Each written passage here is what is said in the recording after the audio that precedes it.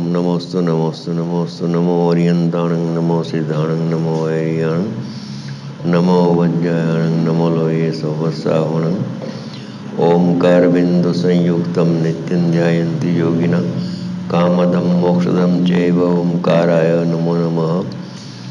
મંગલમ ભગવાન વીરો મંગલમ ગૌતમો ગણી મંગલમ કુંદ કુંદાર્યો ધર્મોસ્તુ મંગલમ સર્વમંગલ માંગલ્યમ સર્વકલ્યાણકારકમ પ્રધાનમ સર્વધર્માણામ જૈનમ જતુ શાસનમ નમઃ સમયસારાય સ્વાનુભૂત્યા ચકાશતે ચિત્સ્વભાવાય ભાવાય સર્વભાવાંતર્ચિતે. નમો અર્યંતાણં નમો સિદ્ધાણં નમો હૈયાણં નમો ઓમકાર બિંદુ સંયુક્તમ નિત્યં ધ્યાયન્તિ યોગિના મંગલમ ભગવાન વીરો મંગલમ ગૌતમો મંગલમ મંગલમ સર્વમંગલ માંગલ્યમ સર્વકલ્યાણકારકમ પ્રધાનમ સર્વધર્માણામ નમઃ સમયસારાય સાનુભૂત્યા ચકાશતે.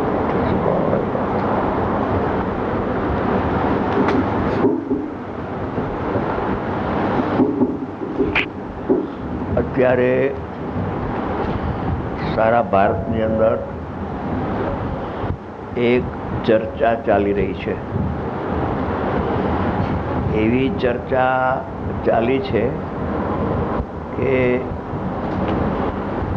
એક પક્ષ એમ કહે છે કે જ્ઞાન સ્વપરને જાણે છે,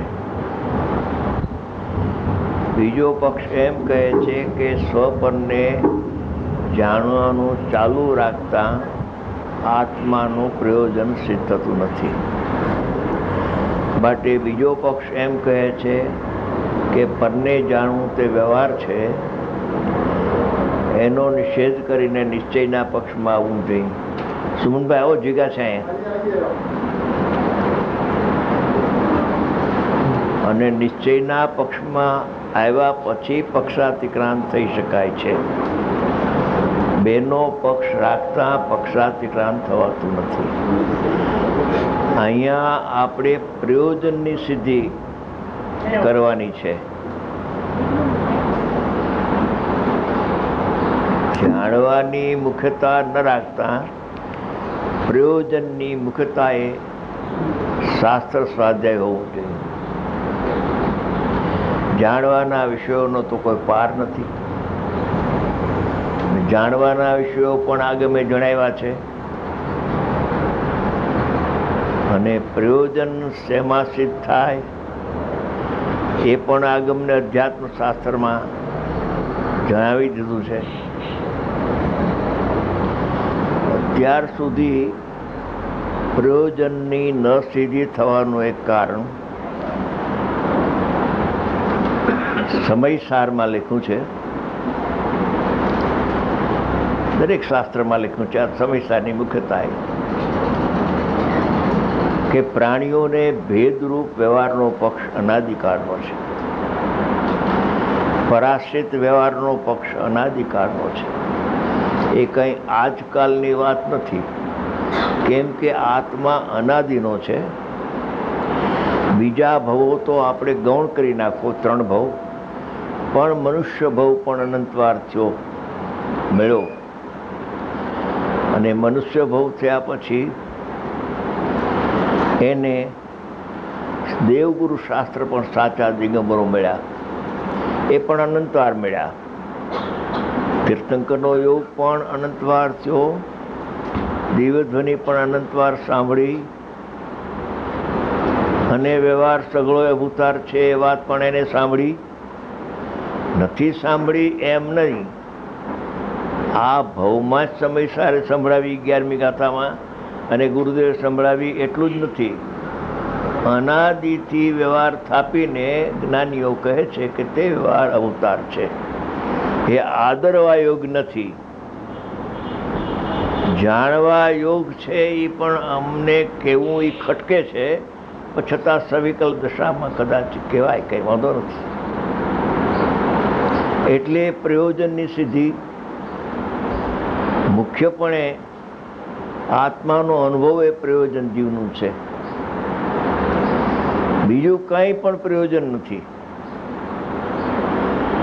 કે અજ્ઞાન કેમ ટળે ને સમ્યક જ્ઞાન કેમ પ્રગટ થાય, અને એ સ્વપર પ્રકાશકમાં અનુભવ થાય કે સ્વપ્રકાશકમાં. પ્રયોજનની સીધી સ્વપર પ્રકાશકમાં થાય. સ્વને જાણવું ને પરને જાણવું. પરને જાણવું ચાલુ રાખીને કોઈ પણ જીવ અંદરમાં જઈ શકતો નથી.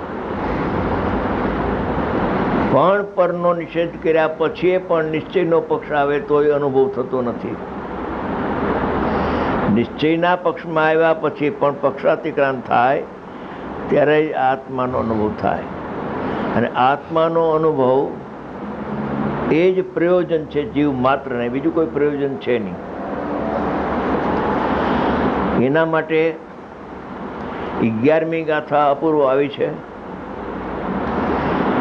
કે સઘળો વ્યવહાર અભૂતાર છે, અને ભૂતાર્થને આશ્રય જ સમ્યક દર્શન થાય છે, બીજો કોઈ ઉપાય છે નહીં. વ્યવહારનો પક્ષ ખૂણે ખાંચ કે કંઈ પણ જો રાખશે અને એને દયા વિના નિષેધ નહીં કરે, અદયમ છે. નિશ્ચય નહીં વળે તો વ્યવહારનો નિષેધ કરજે, પરમાન છે. સર્વજ્ઞ ભગવાનનું ફરમાન છે, કુંદકુંદ ભગવાનનું ફરમાન છે, અમૃતચંદ્ર આચાર્યનું ફરમાન છે, અને એના દ્વારા ગુરુદેવનું આપણને આ વિધિ મળી છે. તો 11મી ગાથા જ્યારે જ્યારે ગુરુદેવ લે ત્યારે એમાં વ્યવહાર અભૂતાર છે શબ્દ છે, એટલે 4 પ્રકારના વ્યવહાર અભૂતાર છે. 2 જ પ્રકારના વ્યવહાર અભૂતાર છે એમ નથી, પણ 4 પ્રકારના વ્યવહાર આપણે સંક્ષેપમાં લઈ લેશું. અત્યારે વિષય ચાલે છે સ્વ પર પ્રકાશક ઉપર, બુદ્ધિ વિસ્તાર કરીને કહેવાનો ભાવ આવ્યો છે. અને એના પછી તો એટમ આવશે. સ્વપ્નનો પ્રતિભાસ થાય છે, સ્વપ્નને જાણતું નથી જ્ઞાન, એ પછી આવશે. એ તો કોઈ અપૂર્વ વાત આવશે, અને એ તો સૂક્ષ્મ બુદ્ધિવાળા હોય પકડશે, એવું છે. પણ પકડશે ખરા. લખાણ શાસ્ત્રમાં આવ્યું છે તો સમજદારા હોય જ. તો 11મી ગાથા જ્યારે આવે ત્યારે 4 પ્રકારના વ્યવહાર અભૂતાર છે એમ સર્વજ્ઞ ભગવાનની દ્વિવેધનમાં આવ્યું છે. અને દ્વિવેધની સાક્ષાત સાંભળીને કુંદકુંદ ભગવાન આ પધાર્યા હતા. અને ત્યાંથી આવીને શાસ્ત્ર લખ્યું છે. એમાં જયસન આચાર્ય ભગવાન એક ટીકાકાર થયા છે, બીજી ટીકા કરી છે આ આત્મખ્યાતિની, ઓલી બીજી. એણે તો ત્યાં સુધી લખ્યું છે કે આ સમયસાર શાસ્ત્ર એવું છે કે કોઈ સંક્ષેપ રુચિવાળો બુદ્ધિવાળો હોય તો એ 12 ગાથામાં સમ્યક દર્શન પામી જાય છે.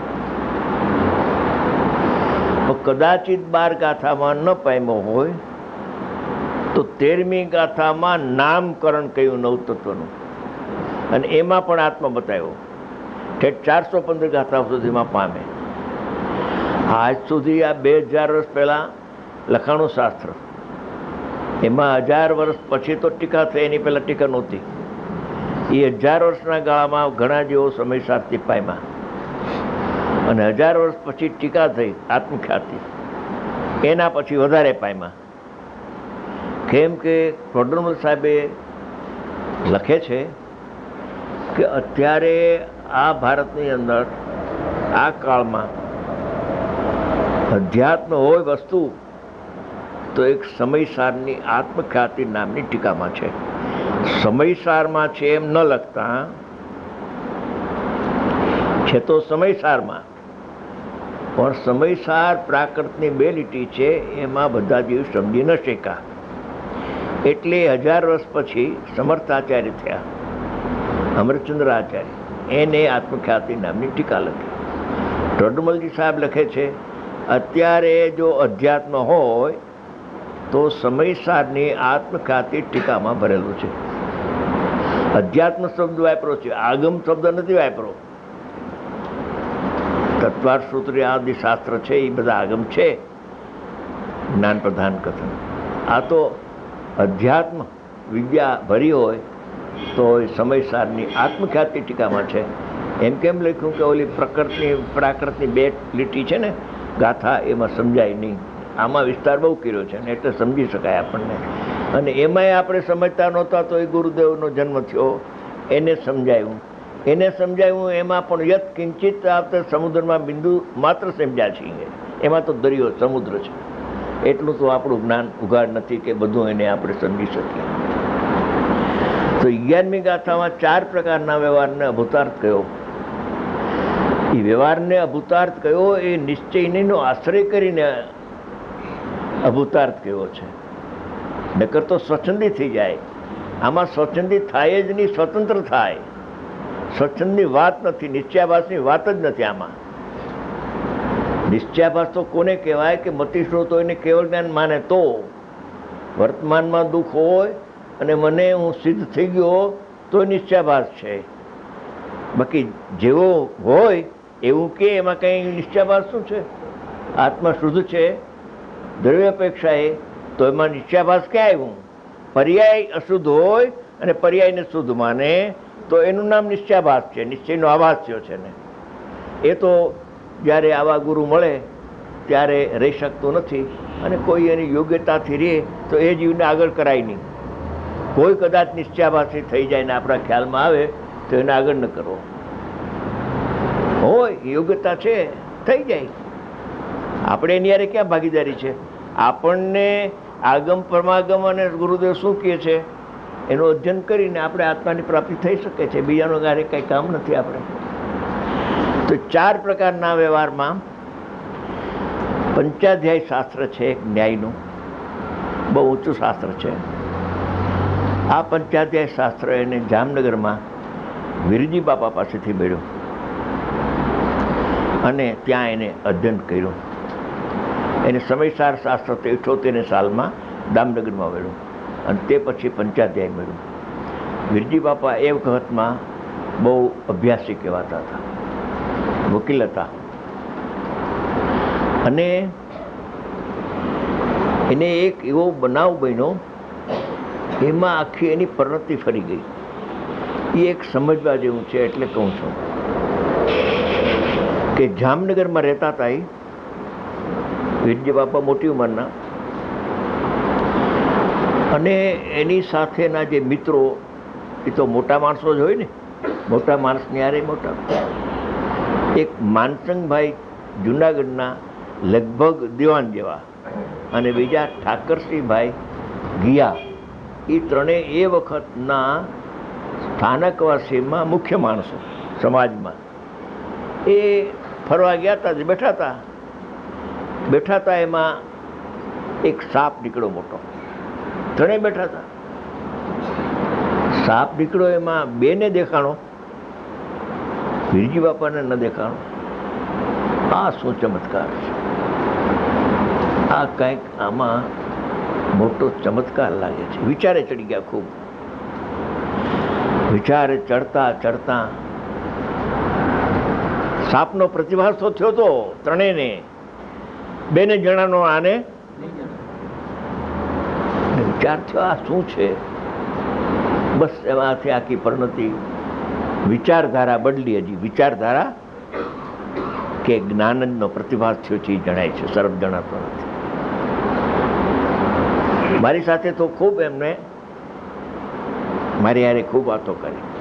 મને પૂછે, ઘણા વર્ષ પહેલાંની વાત છે, મારી શરૂઆત બિલકુલ વાંચનકાર તરીકે.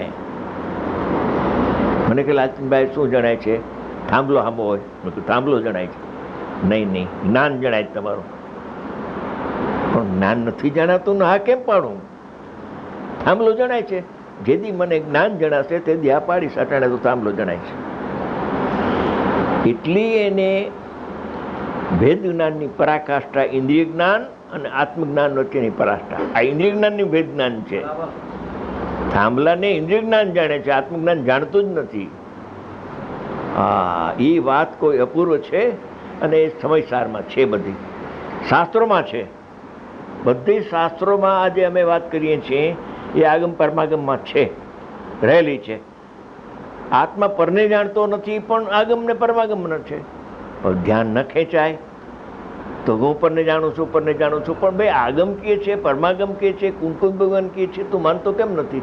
ગુરુદેવને માનો કે તને એલર્જી હોય તો કદાચ એલર્જી તો ન માન, પણ સંતોને તો માન. આ બધું શાસ્ત્રોમાં છે. તો 4 પ્રકારના વ્યવહારમાં ગુરુદેવ ફરમાવે છે કે આત્મામાં બુદ્ધિપૂર્વક રાગ અને અબુદ્ધિપૂર્વક રાગ જે આત્માની જ્ઞાન પર્યાયમાં થાય છે, મિથ્યાત્વમાં, ચારિત્રમાં થાય, તો કહે છે કે એ અવતાર છે. એ આત્માનો સ્વભાવ નથી. પર્યાયમાં, પરાશ્રિત પર્યાયમાં છે, પણ એ પર્યાય ખરેખર જીવના પરિણામ નથી, અણમળતા છે. અને એ પર્યાયને જો તું આત્મા માનીશ તો તું જડ થઈ જઈશ. શુભાશુભ ભાવ જડ છે, એટલે અસદભૂત વ્યવહાર છે. બુદ્ધિપૂર્વક રાગ કે અબુદ્ધિપૂર્વક રાગ એનો પક્ષ કરવા જેવો નથી કે મારામાં થાય છે રાગ, હું એને કરું છું, એના દુઃખને હું ભોગવું છું, રહેવા જાય છે. આવા જ્ઞાની મેળ્યા પછી તું રાગના પક્ષમાં રહીશ? હજી તો રાગના પક્ષમાં રોકાય છે, રાગ આત્મામાં થતો નથી, તો સ્વચ્છંદી થઈ જશે. બોલો, આત્મામાં જ્ઞાન થાય છે, રાગનો પ્રતિભાસ થાય છે, રાગ થતો જ નથી આત્મામાં. એ વાત આવશે પ્રતિભાસ વખતે, આકરી પડશે, પણ કહી દેવું છે મારે, કેમ કે ઉંમર થઈ ગઈ હવે અને બીજા નીકળ્યા છે કેનારા.